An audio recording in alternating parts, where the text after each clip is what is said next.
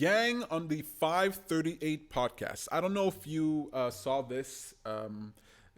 I was kind of late to the podcast. I don't know why I didn't notice it. I was very happy to see that he was being interviewed on the 538 podcast. Nate Silver, he seems like a pretty solid guy. He cares about math.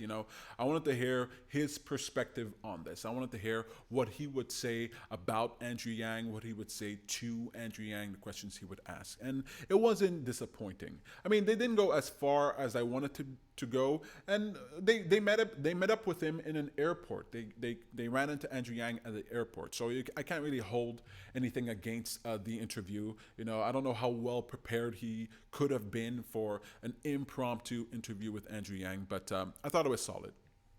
Now, they had some criticisms of him, of course, and they had kind of the pundit's perspective. They had the long shot, but can he win? And the same things that you hear on a regular basis. But I actually thought that overall they were more fair. I thought they were pretty fair in their analysis of Andrew Yang. Did I agree with it all? No.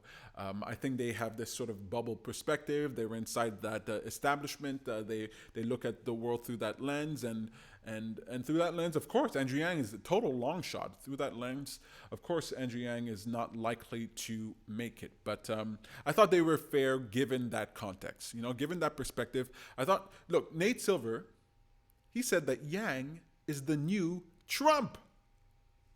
Come on. I don't know how serious he was. He was kind of laughing when he said it, but I believe that I believe he's acknowledging the very real possibility. Trump comes out of the blue. Not really out of the blue, but nobody believes that Donald Trump can win.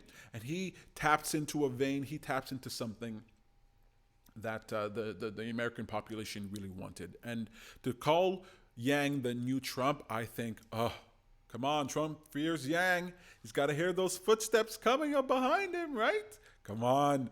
When Nate Silver says that Yang is the new Trump, I think that should be the headline. That should be what's in the newspapers. That should be what's tweeted out, because I think he is the new Trump. I think he's the outsider entrepreneur that we've been looking for, that America actually needs. And listening to this podcast, I thought it was fair, but I kind of thought it was kind of biased towards optimism. Towards they weren't really trying to put him down. They weren't really trying to dismiss him. According to their own minds, of course, it seems unrealistic to them, just by the numbers, by the odds. But they fully appreciate how everything can change. And they mentioned how, and I've heard this mentioned before, how Andrew Yang's support might be underrepresented in the polls because of how the polling is done, because new voters are going to be the ones who are going to be interested in Yang the most, right? New voters. So I think that's interesting. It's a little risky there, new voters.